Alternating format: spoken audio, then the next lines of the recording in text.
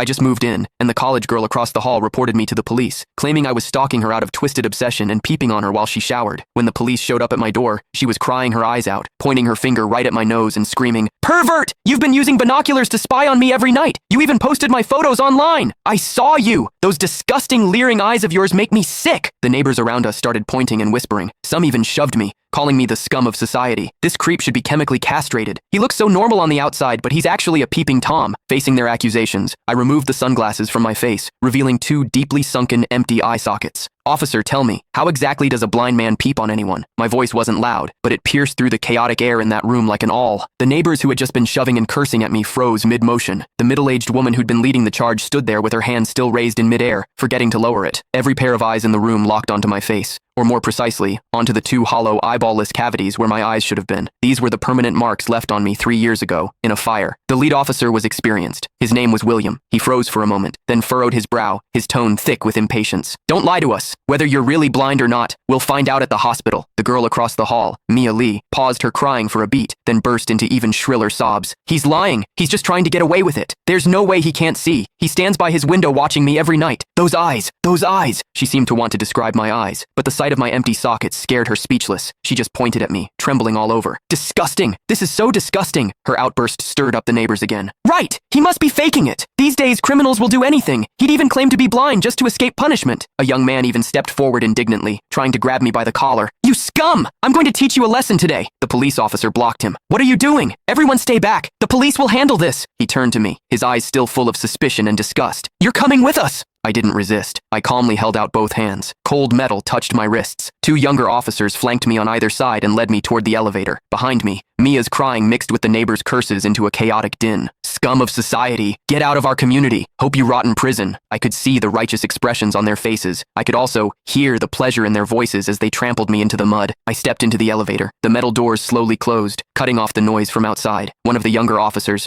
probably new to the job, couldn't help but ask me quietly, Are you really blind?" I tugged at the corner of my mouth but didn't answer. The other officer patted his shoulder, signaling him to keep quiet. But I knew that in their minds, the scales had already tipped completely in favor of that tearful young girl. After all, it was a young, pretty, pitiful college student on one side, and on the other, a suspicious man living alone, wearing sunglasses. In their eyes, it was crystal clear who was the victim and who was the perpetrator. What they didn't know was this. Sometimes, what the eyes see is the biggest lie of all. And I, a blind man, had seen something that none of them had. For instance, when Mia accused me, her heartbeat was steady, without a single ripple of genuine emotion. The interrogation room at the police station was harshly lit by fluorescent lights, and the air smelled faintly of mildew. I sat on a cold metal chair. Across from me were William and a female officer taking notes. Name, Lucas. Age, 28.